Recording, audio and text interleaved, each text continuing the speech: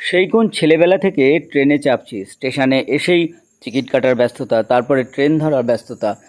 এর ফাঁকে সত্যিই কোনো দিন ভালো করে দেখাই হয়নি যে ইএমইউ বা ইলেকট্রিক ট্রেনের ড্রাইভার বা মোটরম্যানের কেবিনটি ঠিক কেমন দেখতে হয়। সেদিন কৃষ্ণনগর সিটি জংশনে রাত্রির বেলায় একটা ফাঁকা ট্রেন সুন্দর ঝাঁ চকচকে দাঁড়িয়েছিল। তো মনে হলো যে এই ট্রেনটার একটা ডকুমেন্টেশন করে রাখি ড্রাইভারের কেবিনের। আমি দরজার কাছে দাঁড়িয়ে এই ভিডিওটি তৈরি করেছি।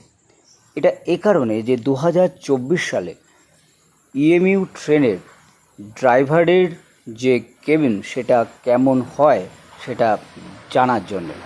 আগে যে সমস্ত ড্রাইভারের কেবিন দেখেছি তার থেকে এটা সম্পূর্ণ আলাদা।